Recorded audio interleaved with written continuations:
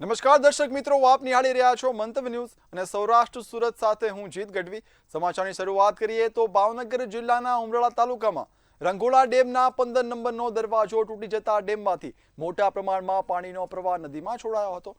ઘટનાની જાણ થતાં જ જિલ્લા તંત્ર, સિંચાઈ વિભાગ અને આપત્તિ વ્યવસ્થાપનની ટીમ સ્થળ પર તાત્કાલિક ધોરણે પહોંચી હતી અને સ્થિતિની સમીક્ષા કરી હતી। નદી કાંઠાના અને નીચાણવાળા ગામોને હાઈ એલર્ટ જાહેર કરીને લોકોને સલામત સ્થળે ખસી જવાના આદેશો આપ્યા હતા તેમજ નદીના પટથી દૂર રહેવાની અપીલ પણ કરાઈ હતી।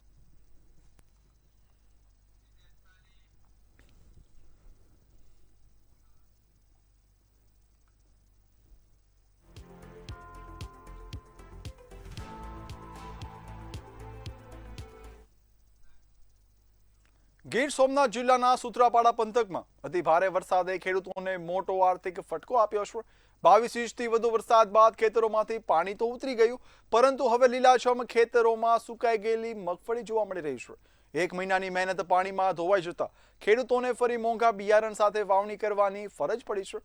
અસરગ્રસ્ત ખેડૂતો સરકાર પાસે તાત્કાલિક સર્વે અને યોગ્ય વળતરની માંગ કરી રહ્યા છે।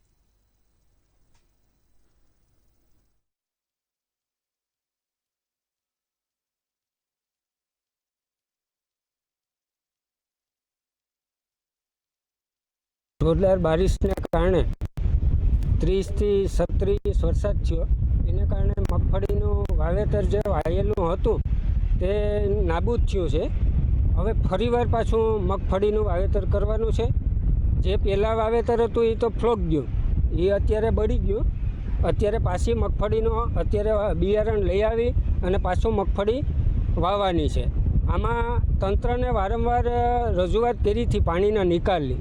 અમારે અહીં 500 થી 600 ફૂટ જેટલો અંતર છે ખાલી નિકાલનો, તોય છતાં હજી તંત્રએ કોઈ કાર્યવાહી કરી નથી। અહીંયા પરિસ્થિતિ એટલે પાણીનો નિકાલ નથી, એટલા માટે આ બધી હળાન જેવું થયું છે। કેટલા વીઘાનું નુકસાન, કેટલું 500 થી 600 વીઘા જેટલું હશે મારા મુજબ। ચારી બાજુ જોઈ લો તમે તારે। નુકસાન એટલે કઈ રીતનું છે? મોસમનો પહેલો વરસાદ હતો, એ 20 થી 30 ઇંચ જેટલો વરસાદ પડી ગયો અને પાણીનો યોગ્ય નિકાલ ન હોવાને કારણે આ પાણીનો ભરાવો થયો, એને કારણે આ બધી માંડવી સડી ગઈ છે। જામનગરના જોડિયા પંથકમાં વરસાદ ખેંચાતા ખેડૂતોની ચિંતા વધી છે। વાવડી, લીંબુડા, નેસડા, હડિયાણા સહિતના ગામોમાં પૂરતા વરસાદના અભાવે મગફળી અને કપાસના પાક સુકાવા લાગ્યા છે। આગોતરા અને ચોમાસું વાવેતર બંને નિષ્ફળ જવાની ભીતિ વચ્ચે હવે ખેડૂતો મુશ્કેલીમાં છે। પાક બચાવવા માટે ખેડૂતો દ્વારા કેનાલમાં તાત્કાલિક સિંચાઈનું પાણી છોડવાની માંગ કરાઈ છે। ખેડૂતોનું કહેવું છે કે સમયસર પાણી નહીં મળે તો મોં સુધી આવેલો કોળિયો છીનવાઈ જશે। સરકાર અને સિંચાઈ વિભાગે વહેલી તકે યોગ્ય પગલાં લેવા જોઈએ તેવી ખેડૂતોની સૂચના છે।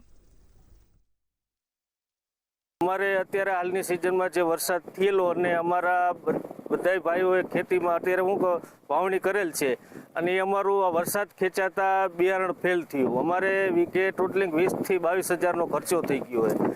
પછી અમારા દરિયાકાંઠાનો વિસ્તાર છે, એટલે અમારા તાલુકાની અંદરમાં, જોડિયા તાલુકાની અંદરમાં બધે આ જ રીતના બધાને પ્રોબ્લેમ, ગામડે ગામડે આ જ રીતનું બિયારણ અમે વાવી દીધેલું છે અને બધાને આ જ પ્રોબ્લેમ છે। અમારી સરકાર પાસે એક માંગણી છે કે અમને કાંઈક સહાય આપે। જો આ વરસાદ નહીં થાય તો અમારું બિયારણ અને ખાતર ને બધું ફેલ થઈ જાય। વાવડી ગામે તમામે અત્યારે મગફળીનું વાવેતર કરેલ છે અને વરસાદ ખેંચાતા પાણી ન હોવાથી સંપૂર્ણ પાક નિષ્ફળ ગયેલ છે અને અમારે સૌની યોજનાનું પાણી ઊંડ એકમાં નાખતા પણ આ વખતે પાણી આવેલ નથી અને પાણી નદીમાં છોડેલું છે। એના કારણે અમારા ગામનો પાક નિષ્ફળ ગયો છે। દરેક ખેડૂતે વીઘે 12 થી 15 હજારનો ખર્ચ કરેલ છે અને ગામમાં તે એક માંગ છે કે અમને સહાય કરે અથવા અમને કોઈ પાણીની વ્યવસ્થા કરી દે। અને અમારું વાલાચડીનું દરિયાકાંઠાનું ગામ છે, એના કારણે પાણીની અત્યારે તંગી છે, પીવા માટે પણ પાણી નથી, તો અમને સૌની યોજનાનું પાણી આપે અથવા અમને કેનાલ રૂપે કંઈક મદદ કરે। જામનગરમાં સારા વરસાદના કામના સાથે અનોખી ધાર્મિક અને સેવાકીય પહેલ કરવામાં આવી છે। The seeds and grain merchant association દ્વારા ગાયો માટે 7000 લાડુનો મહાપ્રસાદ તૈયાર કરવામાં આવ્યો છે। 700 કિલો ઘઉંનો લોટ, 500 કિલો દેશી ગોળ, 150 કિલો તેલ અને 80 કિલો ચણાના લોટમાંથી બનાવાયેલા લાડુ શહેરની વિવિધ ગૌશાળા તેમજ રખડતા ગૌધનને ખવડાવવામાં આવશે।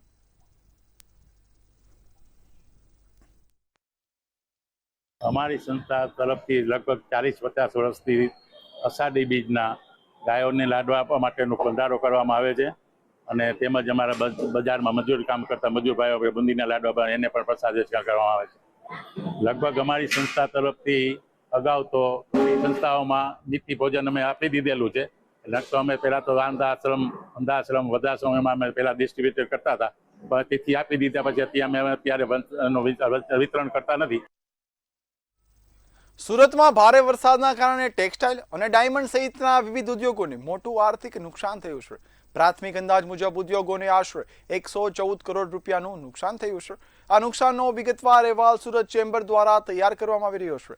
ત્યારે ઉદ્યોગોને ફરી ગતિ આપવા માટે રાજ્ય સરકાર પાસે તાત્કાલિક આર્થિક પેકેજ જાહેર કરાય તેવી માંગ કરવામાં આવી છે.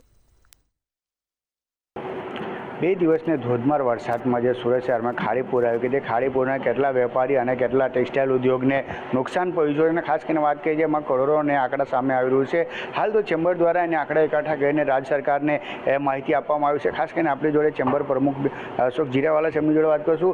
સાહેબ, કેટલા જણને આંકડા આવ્યું ને કેટલું આંકડો છે ને નુકસાન કેવી રીતે આપણું એમનું ખાસ કરીને જોવા જઈએ તો જે રીતે પૂરની પરિસ્થિતિની અંદર લોકો જે પ્રભાવિત થયા છે, જે લોકોના બિઝનેસના ની ખાના ખરાબી થઈ છે, એવા ઘણા બધા ટેક્સટાઇલ ઉદ્યોગકારો પણ સામે આવ્યા છે જે લોકોએ લિંક ભરી છે. આજનો આંકડો અમે જોયું 108થી વધારે લોકોએ અમારી લિંકમાં જોડાણા છે અને 100થી 14 કરોડની આજુબાજુનો એ લોકોએ અમને આંક આપ્યો છે. હવે તો રીસર્વે અને એના એનાલિસિસ પછી ખ્યાલ આવે કેટલું નુકસાન થાય છે. હાલ પૂરતું જે વાત છે 114 કરોડની વાત આવી રહી છે અને હજુ ઘણા લોકો આ લિંક ઉપર કામ મતલબમાં લિંક ભરી રહ્યા છે.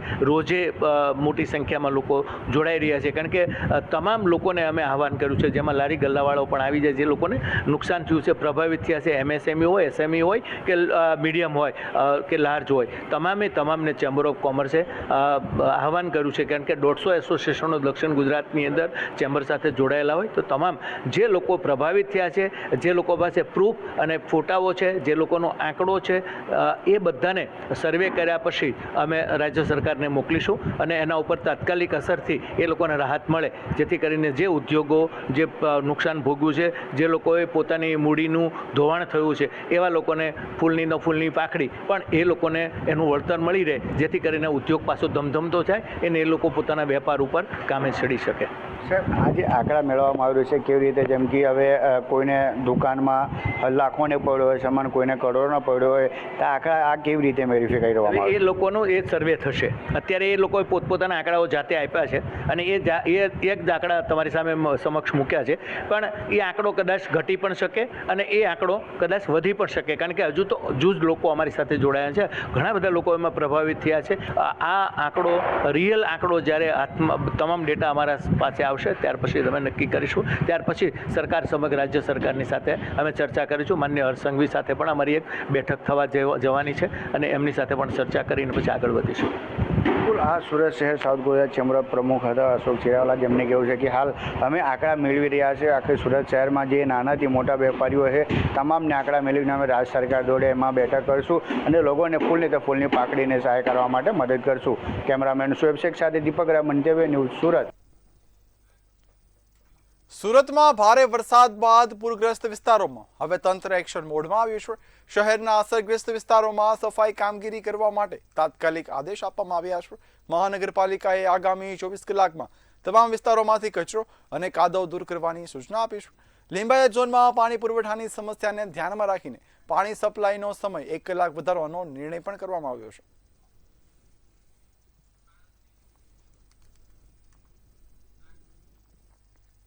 સુરતમાં પૂરથી થયેલા નુકસાનના વળતર માટે રાજ્ય સરકારે કામગીરી હવે તેજ કરી છે. ગૃહ રાજ્યમંત્રી હર્ષ સંઘવીએ જણાવ્યું કે આજ રાત સુધીમાં સર્વેની કામગીરી પૂર્ણ કરવામાં આવશે અને શહેરના તમામ રહેણાંક તથા કોમર્શિયલ વિસ્તારોને આવરી લેવામાં આવશે. અત્યાર સુધીમાં અંદાજે 3,300 લોકોને કેશ ડોઝ ચૂકવવામાં આવ્યા છે, જ્યારે પૂરમાં મૃત્યુ પામેલા લોકોના પરિવારોને પણ સહાય આપવામાં આવશે.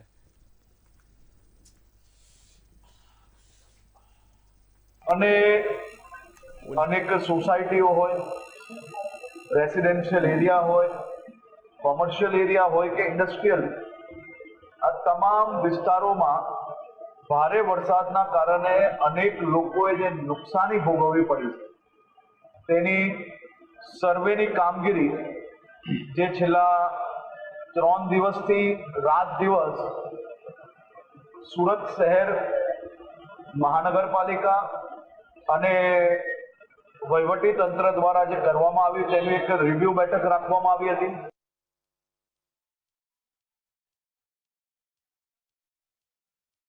હૃદયદાવક ઘટના સામે આવી છે. ખેડાના મહેમદાવાદના મોડજ ગામથી ગિરનારની યાત્રાએ આવેલા પ્રવાસી પરિવારના 12 વર્ષના નિર્દોષ બાળક પર સિંહે હુમલો કર્યો હતો. અંધારામાંથી સિંહે આવીને પાછળથી બાળક પર તરામ મારી હતી. સિંહ બાળકને હાથમાંથી જ ખેંચીને જંગલ તરફ ભાગી ગયો હતો. ત્યારબાદ શોધખોળ કરતા જંગલમાંથી બાળકના બૂટ, કપડાં અને શરીરના કેટલાક અવશેષો જ હાથ લાગ્યા છે. છેલ્લા 3-4 દિવસથી આ સિંહ ગિરનારની સીડીઓની આસપાસ જ બેસી રહેતો હતો. તેમ છતાં લાઇટ કે સુરક્ષાની પૂરતી સુવિધા ન હોવાથી આ મોટી દુર્ઘટના સર્જાઈ છે અને વન વિભાગ તેમજ પોલીસ કાફલો પણ તાત્કાલિક ઘટના સ્થળે દોડી ગયો હતો. હાલ ગિરનારની મુખ્ય સીડી પર સામાન્ય અવરજવર બંધ કરી દેવાય છે. વન વિભાગની અલગ અલગ ટીમો બનાવીને સિંહની શોધખોળ પણ હાથ ધરવામાં આવી છે.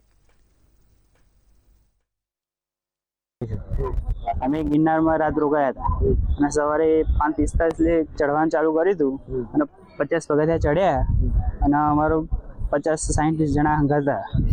બીજા બધા હંગાત હતા અને સિંહ આવ્યો અચાનક અને બાળકને લઈ ગયો. લાઇટની સુવિધા નથી અને એમ કહેતા હતા કે 3 દાડાથી સિંહ અહીંયા જ બેસી રહેતો હતો, પગથિયામાં જ બેસી રહેતો હતો.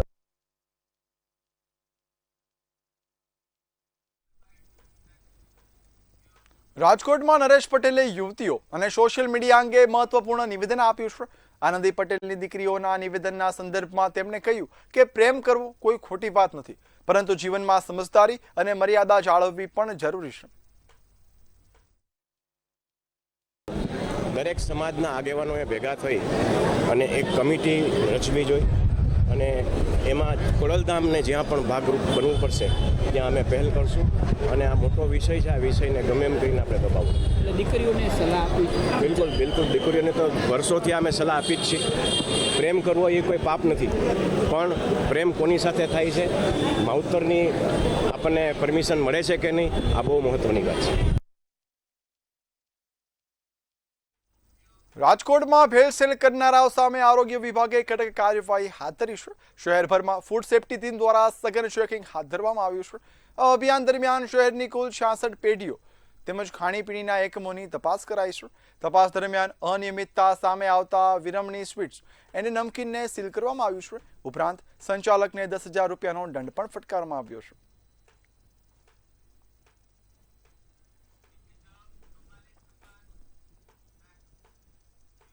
ભાવનગરમાં શેર બજારમાં રોકાણના નામે કરોડો રૂપિયાની મહાઠગાઈનો મામલો સામે આવ્યો છે. ધામેચા બંધુઓએ રોકાણકારોને 20% સુધીના ઊંચા વળતરની લાલચ આપી આશરે 35થી વધુ ગામોના લોકોને કરોડો રૂપિયાનું નુકસાન પહોંચાડ્યાનો આરોપ સામે આવ્યા છે. આ સમગ્ર કૌભાંડ આશરે 300થી 400 કરોડ રૂપિયા સુધીનું હોવાનું આશંકા વ્યક્ત કરાઈ છે. પ્રાથમિક માહિતી મુજબ આ મહાઠગાઈના તાર રાજકીય જોડાણો સુધી પહોંચતા હોય તેવી પણ ચર્ચાએ વેગ પકડ્યો છે, જેને લઈને સમગ્ર મામલો વધુ ચર્ચાસ્પદ બન્યો છે.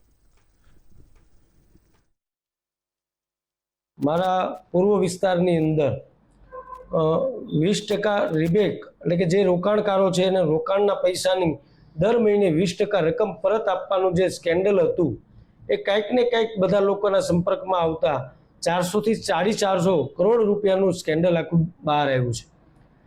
જ્યારે આપણે જોવા જઈએ તો આમાં પોલીસની કામગીરી ઉપર શંકાઓ થાય છે. ફરિયાદકા ગામના જે છે જે વર્તેજ પોલીસ સ્ટેશનમાં આવે છે એમાં જે કાલે જે છે જીપીઆઈડીની કલમ 3 અને બીએનએસની અલગ અલગ જે છેતરપિંડીની કલમો છે એના હેઠળ કાલે ગુના દાખલ કરવામાં આવેલ અને એમાં જે છે અત્યાર સુધીમાં 2 આરોપીઓ જે મેઇન જે આ બધું એક ઇકોનોમિક જે ફ્રોડ હતું એના જે સૂત્રધારો છે સંજય અને યોગેશ એને અટક કરવામાં આવેલ છે. ભાવનગરની યુનિવર્સિટી કેમ્પસમાં પાર્કિંગ મુદ્દે થયેલો વિવાદ મારામારી સુધી પહોંચ્યો છે. પાર્કિંગ બાબતે થયેલી બોલાચાલી બાદ કેટલાક શખ્સોએ વિદ્યાર્થી પર હુમલો કરતા 2 વિદ્યાર્થીઓને ગંભીર ઈજા પહોંચી છે. સમગ્ર ઘટનાની જાણ થતાં નીલમબાગ પોલીસ તાત્કાલિક સ્થળ પર પહોંચી હતી અને 4 શખ્સોની અટકાયત કરી હતી. સમગ્ર મામલે ગુનો નોંધીને પોલીસે વધુ તપાસ શરૂ કરી છે. બીજી તરફ ઘટનાને લઈને વિદ્યાર્થી સંગઠનોએ પણ ઉગ્ર રજૂઆત કરી સુરક્ષા વ્યવસ્થા વધુ મજબૂત કરવાની માંગ કરી છે.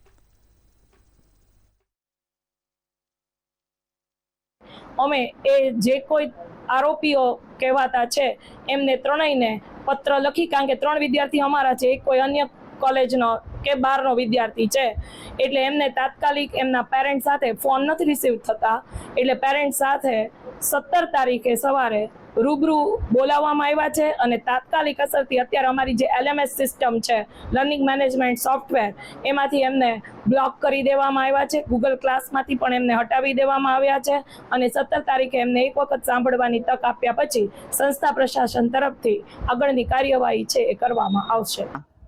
એમાંથી 3 સ્વામી સહજાનંદ કોલેજના હતા, જેઓએ યુનિવર્સિટી કેમ્પસની અંદર 2 હિન્દુ વિદ્યાર્થીઓ કે જેઓ આ જ કોલેજના હતા તેના ઉપર છરી, ધોકા તેમજ પાઇપ વડે હુમલો કરી તેને ગંભીર ઈજાઓ પહોંચાડવામાં આવી હતી, જેઓ હાલ સરટી હોસ્પિટલમાં દાખલ છે.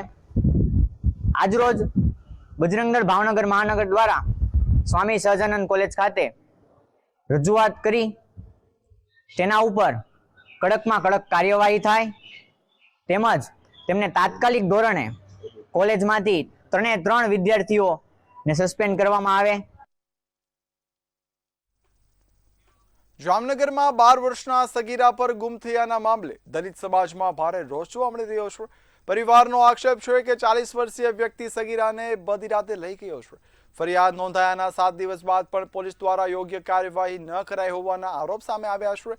તેમજ સમગ્ર મામલે દલિત સમાજના આગેવાનોએ જિલ્લા પોલીસ વડાને રજૂઆત કરી છે.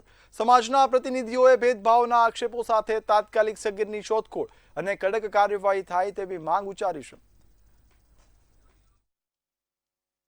આજે અમે ડીએસપી સાહેબને રજૂઆત માટે વિવાપાર કામના દલિત સમાજ અને જામનગર જિલ્લા દલિત સમાજ દ્વારા કે તારીખ 7 તારીખે 12 વર્ષની એક સગીર વયની દીકરીને કે એક નરાધમ 40 વર્ષનો ઢગો કે જે બદકામ કરવાના ઈરાદે અને સગીર વયની દીકરીનું 7 તારીખે અપહરણ કરી જાય છે અને પોલીસ ફરિયાદ નોંધી આજ 7 દિવસ થયા, હજી સુધી એમાં કોઈ પણ જાતની કાર્યવાહી કરવામાં આવતી નથી. જો બીજો કોઈ ગુનો હોય કે બીજી કોઈ જ્ઞાતિના હોય તો તરત જ પોલીસ એક્શનમાં આવી જાય. આગળ મહત્વના સમાચારની વાત કરીએ તો સમાચાર રાજકોટથી મળી આવ્યા છે, જ્યાં 2 માળનું મકાન ધરાશાયી થઈની ઘટના સામે આવી છે. વાત કરીએ મહત્વના સમાચારની, રાજકોટથી સમાચાર મળી આવ્યા છે. 2 માળનું મકાન ધરાશાયી થયું છે. વોર્ડ નંબર 6 માં સમગ્ર ઘટના બની છે, જ્યાં 2 માળનું મકાન છે તે ધરાશાયી થયું છે. ખાલી કરાતું હતું ત્યારે ધરાશાયી થયું તેવું અનુમાન છે તે સામે આવી રહ્યું છે. 2 વ્યક્તિને સામાન્ય ઈજા પણ પહોંચી છે. ઈજાગ્રસ્તોને તાત્કાલિક હોસ્પિટલ ખસેડવામાં આવ્યા છે. સદનસીબે મોટી જાનહાનિ ટળી છે તેવા અહેવાલો પણ પ્રાપ્ત થયા છે. જ્યારે મકાન ખાલી કરાઈ રહ્યું હતું, વોર્ડ નંબર 6 ની સમગ્ર ઘટના છે, ત્યારે મકાન ધરાશાયી થયું હોય તેવા અનુમાન સામે આવ્યા છે. રાજકોટથી મહત્વના સમાચારની વાત કરીએ તો 2 માળનું મકાન ધરાશાયી થયું છે. વોર્ડ નંબર 6 માં આવેલું મકાન છે તે જ્યારે ખાલી કરતા હતા તે અચાનક કોઈ અગમ્ય કારણોસર ધરાશાયી થયું હતું. હાલ 2 લોકોને સામાન્ય ઈજા પહોંચી છે, જેને લઈને એમને હોસ્પિટલ રિફર કરવામાં આવ્યા છે. સદનસીબે સમગ્ર ઘટનામાં કોઈ મોટી જાનહાનિ થઈ નથી તેવા અહેવાલ મળી રહ્યા છે. મોટી જાનહાનિ ટળી છે.